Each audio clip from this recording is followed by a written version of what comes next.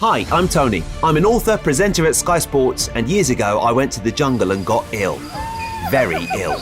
So this is my podcast adventure to find more energy. It's packed with biohacking, science, health tech, supplements, and some of the most well-known experts on the planet. This is something I spent 4 months of my life doing with electrodes glued to my head so that you can do a lifetime worth of meditation. Decide what you don't give a fuck about, which is something you don't care about. Some of it gets quite out there. I had some stem cells sent up to my house that I had stored, and then I injected myself with mannitol. And we even hack hangovers. Alcohol is poisonous. So is water and oxygen in the wrong dosage. So that's my podcast, Zestology. Live life with energy, vitality, and motivation. Welcome to Zestology. This is the podcast all about energy. And as you now probably know, unless you're listening to this podcast for the first time, I record these podcast intros out and about. And I went through a bit of a hiatus when I didn't record this podcast out and about. And I'm just one of those person that I need a lot of exercise. And if I don't have it, I wake up in the morning, I think, I can't be asked to go outside. And then when I do, I get so much more energized and I feel so much better. So that's what I do. I'm holding my mic, so you'll hear sort of very real noises. It won't maybe sound quite as professional as some other podcasts, but I'm willing to take that risk. It's more real, isn't it? Now, today's podcast, I've been very much looking forward to bringing you. Jake Steiner is one of the best known natural eyesight experts in the world. He entirely eliminated his massive myopia. And in the past decade, he's helped over 1.2 million myopia sufferers that are dependent on corrective lenses. Even more than that, I just sort of felt an immediate connection with him. I very much liked him, and I thought, do you know what? I'm going to take on board some of what this chap is saying because he clearly knows his onions.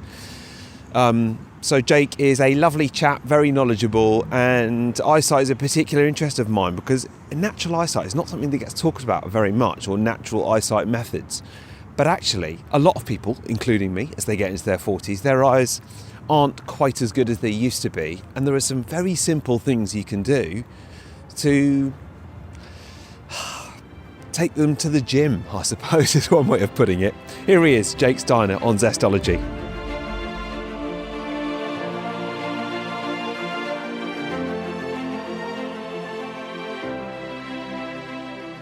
Jake, we're recording. Great to talk to you. How are you? I'm awesome. Thanks for having me. I appreciate it. Yeah, I've been looking forward to talking to you because my eyes are not what they were. Wait. Can I ask how old you are? Roundabout? More 47.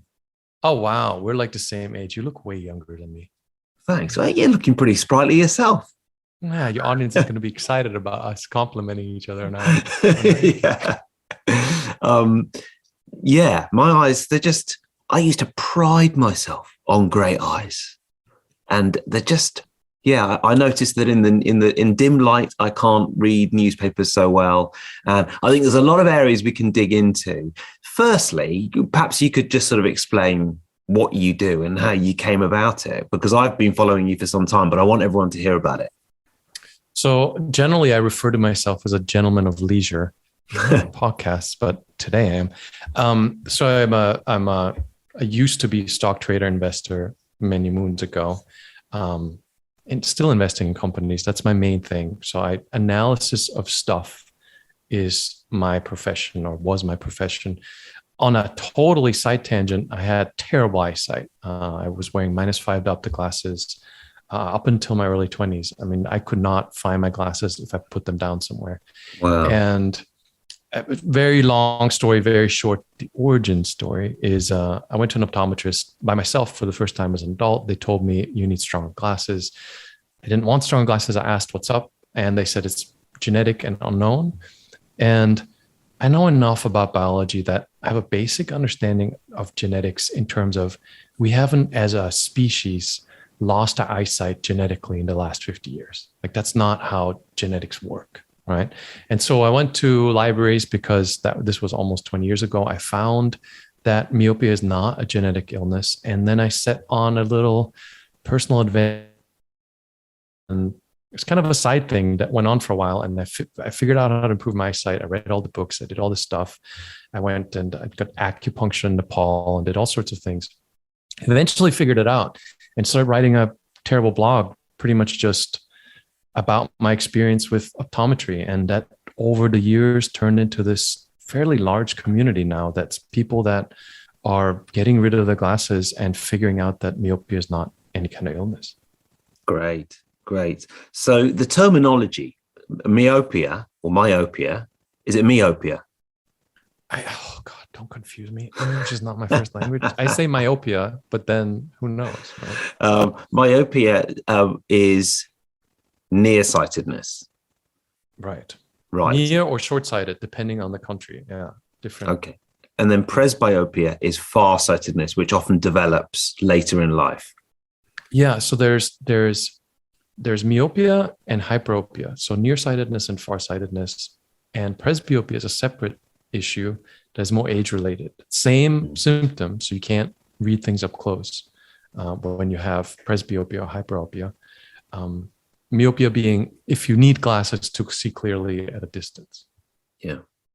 Are you finding that actually there's almost more of a demand for this than ever before because so many of us are just staring into screens all day long?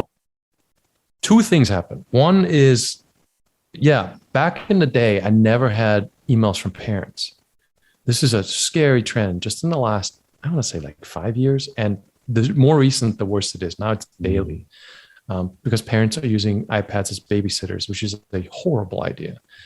So parents with kids, dramatic increase. And now, especially with the situation I won't mention the name of, people are working from home and spending a lot more time in front of screens. Yeah. Also a notable increase in inquiries that I get of what's up with my eyes in the last year or two. Yeah. I think that I have definitely noticed that my eyesight is worse when I spend a lot of time in front of my screen, which is difficult because my business is spent in front of a screen, and there's the other side thing that I do notice as well is when I spend a lot of time in front of the screen, that sort of crease in between both eyes, my sort of frown gets a lot worse. And that's definitely because of staring at a screen as well, probably because my eyes aren't as good. So I'm squinting a little bit.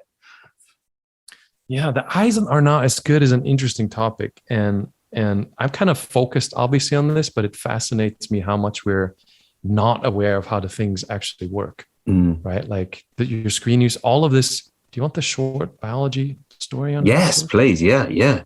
So the super short version, by the way, for anybody who is curious about this, scholar.google.com, if you have not used it for any reason, it's brilliant. Google search engine just for clinical science. Whenever I hear a crazy person on the internet talk about, because myopia is $100 billion a year business, $100 billion. You go to any optometrist to tell you the same story. It's genetic. We don't know. Buy these glasses, 5,000% profit margin that they make. Whenever you hear a guy like me who goes, yeah, no, this is all nonsense, I always go to Google Scholar and see if there's any science on this, right? Like, is it crazy talk or is there science? So Google Scholar, pseudomyopia, pseudo myopia. Right. Or another term is near-induced transient myopia, NITM. The short version of the biology is there's a lens in the front of the eye fluid-filled ball, lens in the front, and the retina in the back. The retina receives the light signal, sends it onto the brain, and the lens in the front focuses the light. And just like a camera lens, the closer you get, or not just like a camera lens, it changes focus depending on shaping the lens. And there's a circular muscle around the lens called the ciliary that gets tight when you look at something up close. The muscle gets tight, it shapes the lens, you get perfect close-up vision, right? And what happens, the closer you look at something, the tighter that muscle gets. And the further away you get, the more relaxed that muscle gets. At about 20 feet, 6 meters, that muscle is completely relaxed. So near-induced transient myopia, near-induced, literally the word is caused by near focus. Near-induced transient, meaning temporary, myopia is how your eyesight initially got worse, or what you're experiencing now when you're saying, I spend a lot of time in front of a screen, my eyesight is not great. Near-induced transient myopia or pseudomyopia. You have a muscle spasm. You don't have bad eyes. There's nothing wrong with your eyes. It's just you're overusing the close-up that your eye isn't designed to hold for many hours at a time every day. Right. So I, and a lot of people listening, don't have presbyopia. It's near-induced forced myopia. Yeah. That's when you spend a bunch of time in front of screens and then you try to look at a distance and stuff's kind of blurry and you're like, man, my eyes suck. They don't. You have a muscle spasm because you had that muscle tight. And the trick or the key to this whole thing is the further away you are from the screen, the more relaxed that muscle is. So phone screen sucks the most because that's the closest tight muscle. If you do 4 hours of phone screen and you look at a distance, your vision is going to be much worse than when you're at a computer distance, slightly more relaxed muscle. Yeah, right? Like that's all it is. It's a muscle. Wow.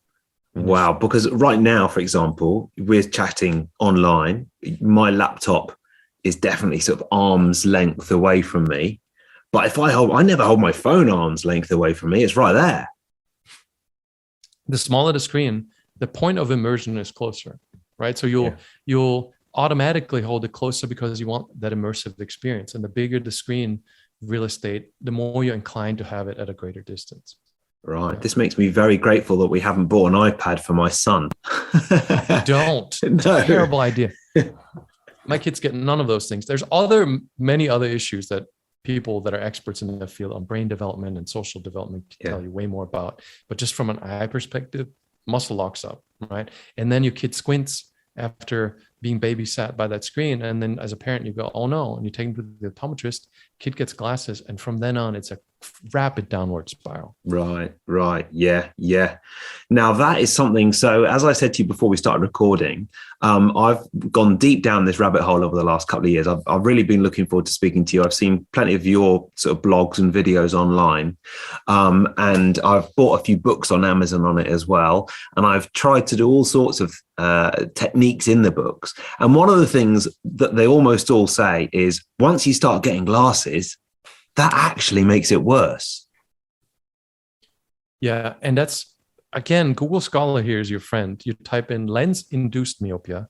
I encourage people to do that. Even if you read none of the science, it's just going to give you a totally different perspective than the optometrist. Lens-induced myopia, you're going to get tens of thousands of search results, which means peer-reviewed clinical science and citations saying the lenses you wear actually make your eyesight quote unquote worse. And the biology of that is very well explained also. So the books are right. Yeah. Right. Okay. So what are some of the other things that it says in the books are things like sort of cupping and palming and looking at sunlight with your eyes closed. And I've enjoyed doing all of that. We recently went on our honeymoon to Cyprus and I was like really enjoying sitting in front of this, just letting all that lovely sunlight into my eyes. Is all of that rubbish or does it work? So I'm a boring dude, right? Like, because I analyze data a lot and contracts and stories and just causality is always one of my first questions. Whenever somebody is advocating for a treatment, I'm like, what is the cause you're addressing? People get really uncomfortable about that. Doctors don't seem to like that very much sometimes, but it's what's the cause, right? So this palming that you mentioned and sunning and there's all this stuff, it's Bates method stuff. Dr. William Bates was an optometrist 100 years ago who had a hunch that close-up causes myopia. 100 years ago, we didn't know anything. Unfortunately, what was his hunch? Tell me that again. You just cut out on that moment. That close-up, that extended close-up causes myopia. Right. What we know now to be true. Yeah. And back then, we didn't have screens and education wasn't that intense. So there wasn't this big focus on close-up. It was much less common. So his idea was, let's relax the eye. Correct for a therapy from 100 years ago for an issue that wasn't that pressing. He had the right idea. If we would have followed that, then today's optometry would not be a $100 billion business because the man was right. The problem is none of those things address today's problem, which is, right, like you're sunning and you're palming and doing all these things, and then you're going right back to the screen. The ciliary muscle spasms right back. So you could do as much of that exercise as you want, and you're just pushing a rock up the hill that comes right back down as soon as you let go of it. right? Like it will not get you out of glasses, and it will not fix that recurring problem of eye strain and screens affecting your eyes. Yeah. So what do we do? Whether it's eye strain because of screens, whether it's the various things that we've talked about. I know you focus a lot on myopia as well. What do we do, Jake? You buy my book. No, actually, I don't have a book. See, if I had a book. If you had a book, things would be so different, wouldn't they? And you just need a publisher for your book as well. I could just plug the book right now and we'd be done with this conversation. Book, kids. So 2 things happen, right? Like muscle spasm from looking at screens too much. The solution is super simple. You need more breaks.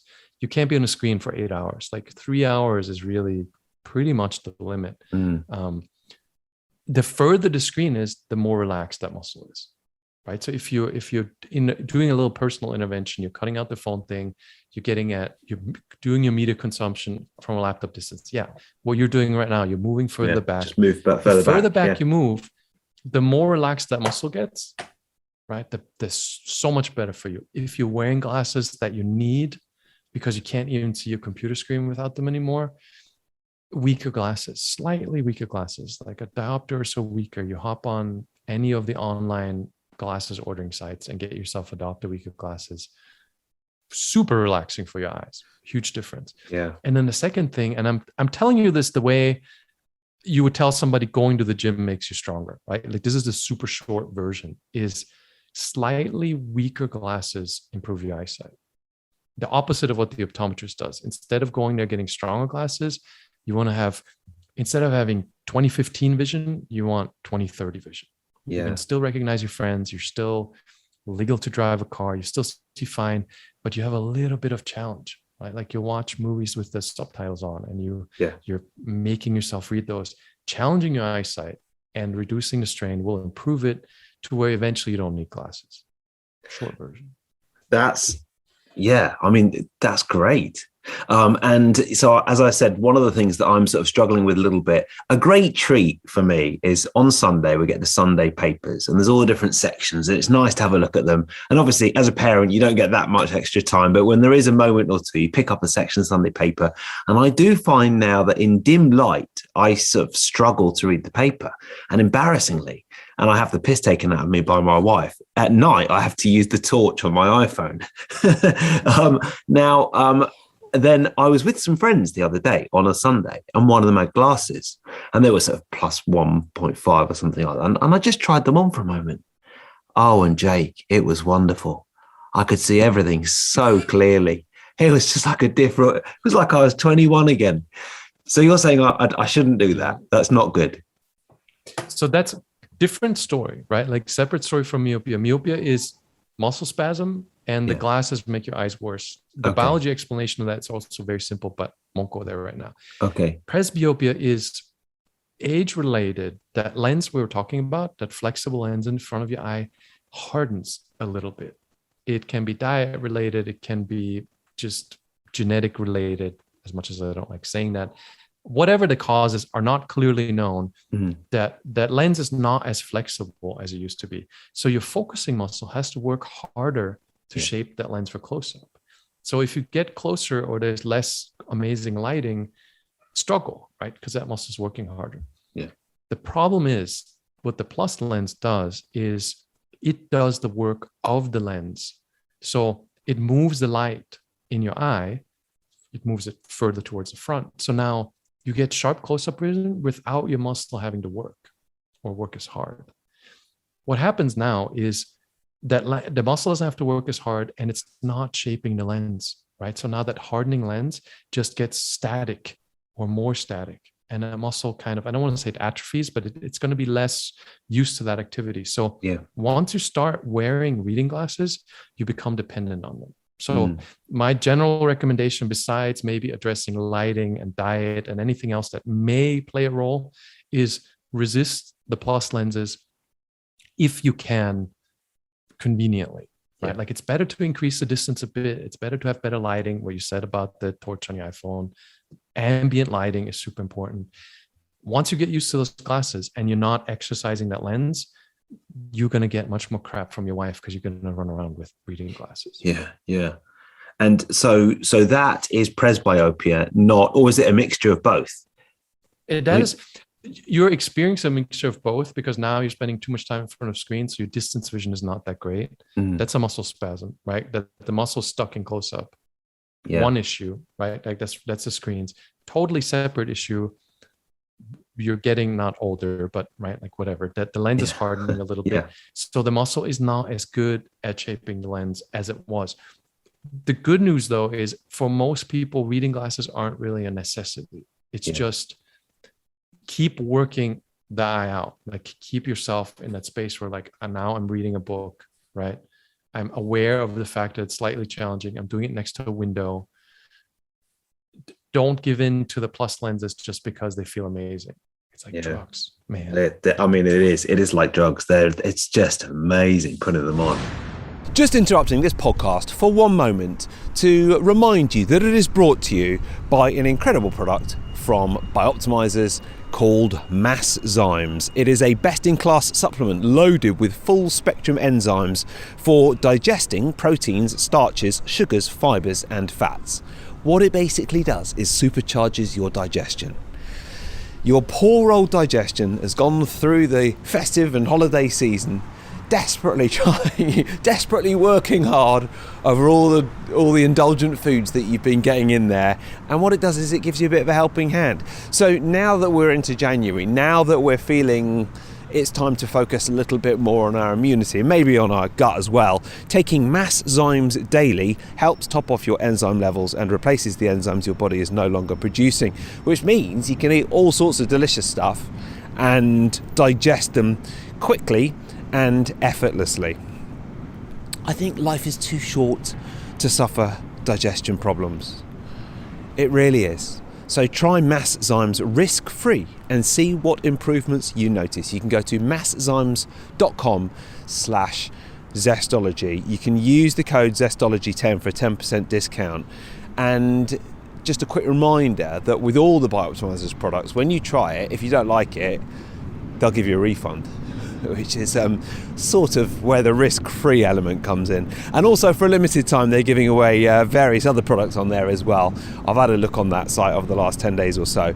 P3OM and HCl with selected purchases. So it's masszymes.com/zestology.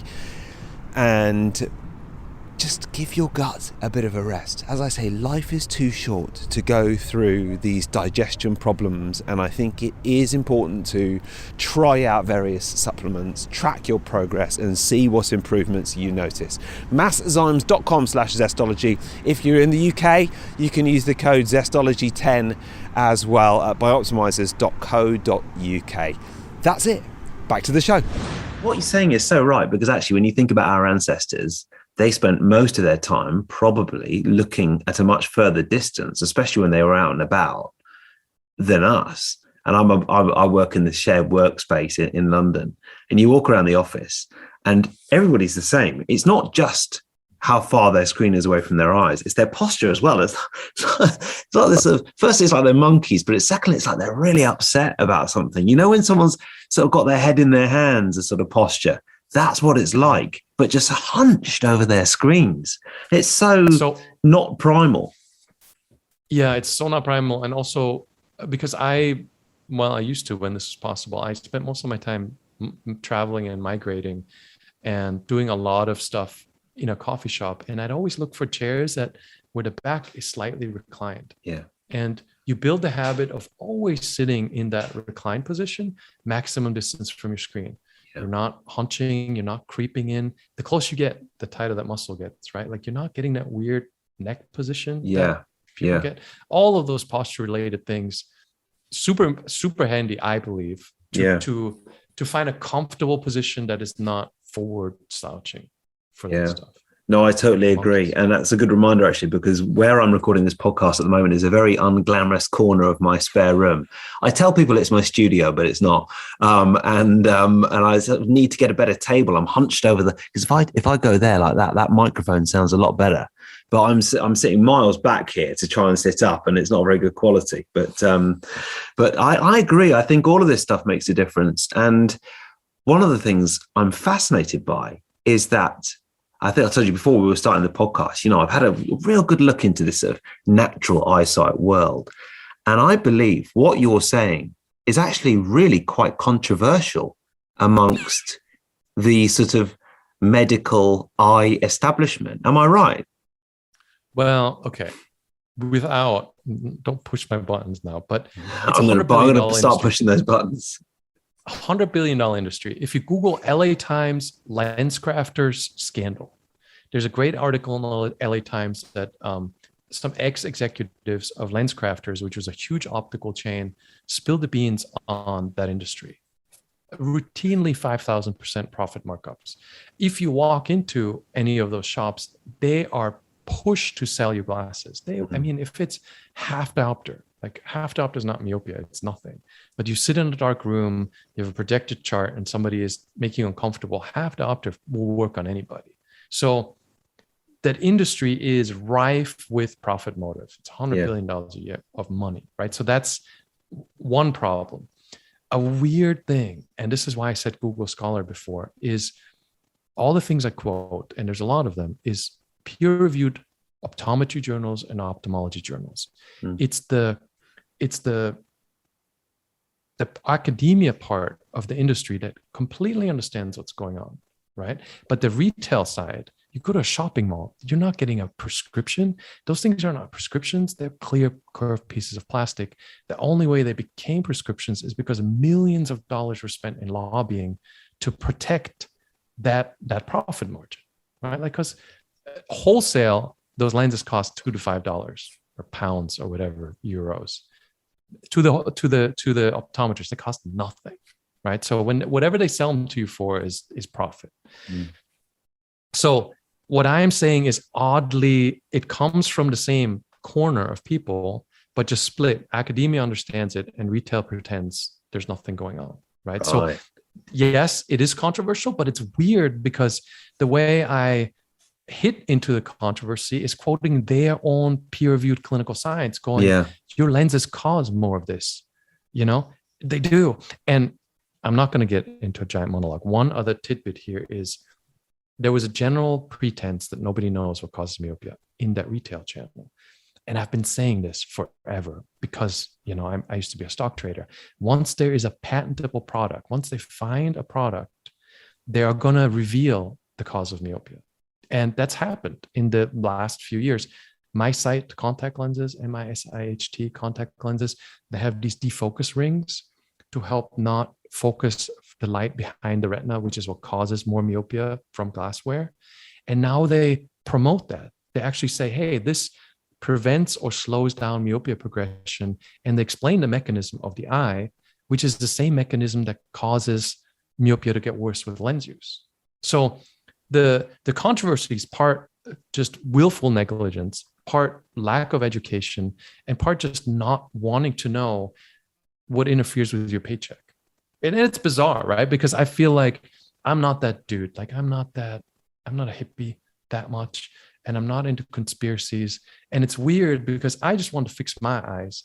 And the professional arrogance in that field prompted me to start a website just to vent on how much they're willfully denying facts or scientific evidence, right? And that turned into this thing that now literally there's tens of thousands of people who've done this with proof, right? From optometrists showing that the eyesight has improved. It's a pretty big community. And now the controversy is kind of slowed down because we have enough of a collective voice where individually there's not much they can say. Wow. Yeah. There was the monologue. That was good. That was good. So, I mean, because it sounds like, you're very modest about your past, but it sounds like you sort of don't need to do this in some ways, but it's a real passion for you. Dude, I don't need to do this in any way. Like the stock market over the last 8 years has been insane. Like you could not lose money if you tried. So, I mean, I am beyond retired. And not to be, I don't have Instagram with Lamborghini pic style stuff, but I do not need to do ever anything again. But the thing just is, one, this is my morning entertainment project. If you've seen my terrible videos, you can tell that I'm putting zero effort into being professional or trying to sell anything. But it's just, something about it pushed my buttons to where I resent the arrogance and the way they're making us blind on purpose for profit, especially kids. Like if you take your kids to the optometrist and be like, oh, my kid's been squinting, watch what they say. And then ask what causes that. And I bet you whatever you want, they're going to say it's genetic and unknown, which is just lies, Yeah. Screw that. Yeah. So squinting is when that's what I've been doing. Yeah, definitely. Yeah. You can see slightly better when you squint. But that's what kids end up doing, which again is just right. Like take the iPad away, wait a half an hour till they stop crying and they start playing with other stuff, and then watch the squint go away. It's that half hour that's the killer, though, isn't it? Yeah. Half hour's rough, but that's your responsibility as a parent. Introduce them to boredom and let them find creativity. I went through that with my kid, right? Like he would scream and cry, and I'm like, we don't do it. Yeah. Right. Yeah. And now he plays outside. No, I agree. And actually we had sort of got into a habit of having some TV before bedtime, and then we just cut it out for loads of reasons. And we found not only is it good I'm sure it's good for his eyes, I'm sure it's good for his sleep, but also it's good for us because we get to connect with him. It's not as easy as parking him in front of a TV, but it's much nicer to have that connection in the evening, Yeah. And it forces you also to address your screen addiction and, that's the difficult one, isn't it? Hold of us. Yeah. That is the difficult one. Yeah. I was sent one of those pairs of Pinhole Glasses.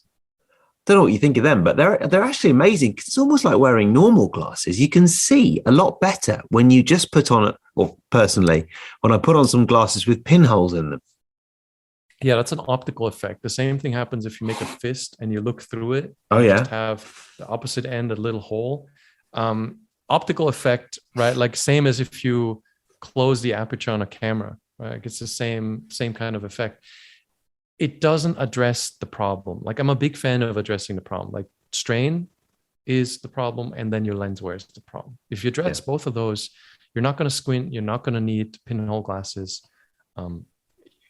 Like I have 20/20 eyesight, right? Like we're the same age. I don't have presbyopia symptoms. I don't have myopia. I don't have any of those things. Unless I go through a week binge, right? Like I went through a little crypto phase where I dove back into the world of I shouldn't do it trading. And I had terrible eyesight for a few months. Really? Right? Like that's just, yeah. Oh, I find it hard to, I must admit, it's all a bit addictive checking the old crypto prices every once in a while and the stock prices too. But that's probably another thing that marks me out as being in my 40s. And yeah. It's the key really is having hobbies. And it's this weird, I feel weird saying these things because you and I are from a time where we used to do stuff because there wasn't this instant gratification option. You would get bored, and boredom is the greatest gift to humanity, in my opinion. Boredom would make you creative, and then you'd go find stuff to do. Nowadays, you don't need any of that. You just push the button and you get endless scrolling that you don't need any of that. And I always tell people, like, if you have a hobby, I don't care what it is, that tempts you away from the screen, you will get enough time to get rid of a lot of these problems kind of automatically. Yeah. Who knows? Definitely. Yeah. I think that's all very, very true. And the creativity thing is especially true. I consider myself quite lucky to have grown up before the internet. Yeah, for real. But we are now sounding like two old men bemoaning the state of the world today. Now, Jake, what is one book that you would recommend and one tip for living with more energy? Dude, you mentioned this and I stopped trying to remember the title. I literally just finished it and I can't fish from my phone either to find it. I could. I do have to find it. So while I'm looking, I have a Kindle, by the way. I highly recommend, instead of reading, well, who reads anymore? But us old people like to read. Oh, I love reading. Yeah. Kindles are a much, much, much better thing than reading on your phone because you don't get notifications. It's a passive screen. It doesn't have all of this. The backlight is much more basic, way more relaxing for your eyes, and kind of tempts you towards better habits. I have to find it because I love this book. Don't worry, you find it because I've got a little Kindle tip for you while you're finding it, and that is I bought some lighting gel from a theatre lighting company, and it cost about £8 for a big roll of gel. And I cut out a little Kindle-sized square, and it's kind of dark red, so it blocks out all the blue light at night. And then I can read my Kindle in bed, and I'm not getting any blue light at all, which is wonderful. There you go. You can have that one for free, Jake. That's a good one. Shit, I can't find it. That is terrible. Which brings me to another one, because I read a lot. How to Change Your Mind, Michael Pollan, that I'm still working on right now. Oh, yeah. Psychedelics, totally amazing. And I found it. The Biology of Desire. Okay. I freaking love that book. It's about addiction. It's a guy who says addiction is not an illness. And it's a brilliant book on we all have addictions now, but explaining exactly how addiction happens in your brain, why you can't get around it, why it captivates you, and how to find your way out of addiction, I thought was brilliant. Yeah. Because of my stock trading youth, I made too much money, and I've discovered plenty of addictions of the unsavory kind. So I really had addiction problems, and I figured my way out of it, but that book was amazing. So if you're addicted to anything, I highly recommend it. Wow. Yeah. Well, you and I both, I've had my addiction issues as well. And I so I would be definitely interested in that book, and I'll make a note of that one. And I think I probably agree with the labeling. You know, there's obviously the 12-step programs and the sort of, my name is Tony and I'm an addict, that sometimes is seen as unhelpful, actually, because it sort of defines you. And it implies that there's no way that you can ever change. It works for a lot of people, and that's great. But then there's another school of thought which says, perhaps that's not the most healthy way of approaching it for everybody. Yeah. Super interesting how desire is wired into our brain. Like, that book is really interesting because it explains how important desire is. It drives your survival, and how it can get miswired by you, unfortunately, falling into things that prompts that desire pathway to get much stronger. Right. So it removes that whole I'm an addict thing. It's just you by accident miswired your brain's natural pathways, and now you're in this loop. Yeah. And I think when you understand that, it's much easier to get out of a thing that you understand what's actually going on. Yeah. And I think what you just referred to just now is there's more things to get addicted to, or it's easier to have our addictions on tap. And, we've been talking about technology. It's very addictive, isn't it? I mean, it's incredibly addictive. The amount of times I've found myself checking my phone in the middle of the night and sort of telling myself, what am I doing? Don't worry, it doesn't come in the bedroom now. But, every once in a while I lapse. And that is just like, I know it's not good for me on so many levels. Yeah. Well, it's a huge industry, and the smartest people in the world trying to figure out how to get your attention and keep your attention. Like, you have no chance. Like, those things they're always going to be super addictive. And now there's going to be the metaverse thing. So that'll be the next one. Yes. Yeah. That's an interesting one. My only way around that. We're going to be old for real when that gets popular. We are, but listen, I've invested in some companies getting involved in it, so at least I'll make some money out of it if it does well. Yeah, there's that. I own lens stock, so I make money from glasses also. Oh, great. Oh, well done. And what about one tip for living with more energy then? Goes back to hobbies, right? Like, I started paragliding, I want to say like 10 years ago, and that's maybe a little out there. I have a fear of heights. Totally changed my perspective on myself and what is amazing, what my envelope is of possibility. More recently, I discovered kitesurfing, another one of those leave the comfort zone in a physical space, right? Like, you're uncomfortable, but you've got high adrenaline and high reward. Like, I'm a big fan of that combination of stuff. Yeah. That was, 4 or 5 years ago now. And then a year ago, I started jiu-jitsu. Same thing again, way out of my comfort zone. I don't want to be that close to people, and very physical. And again, you get that combination of comfort zone, adrenaline, reward. I think that does a lot for me to keep me from getting old too quickly. Yeah, great. Fantastic. Well, look, Jake, it's really good to talk to you. Where can people find out more about everything you do, and of course, the website? So the website is myopia.org. It's terrifying because what I mentioned before, I'm not trying to make money or be famous. So it's full of inside jokes and rants and stuff, but links to a pretty big community, both forum and Facebook group. We've got a terrible YouTube channel and Discord and all kinds of stuff. Super helpful if you want to get into this, because a lot of people are discussing a lot of ways. So it's not just me saying this is the only way. I recommend it. Yeah, great. Well, Jake, good luck with everything. It's really good to talk, and I'm going to put some of your techniques into practice, and maybe we can record something else in a while's time, in a year or something, and we'll see how we get on. Sounds good. Thanks, Tony.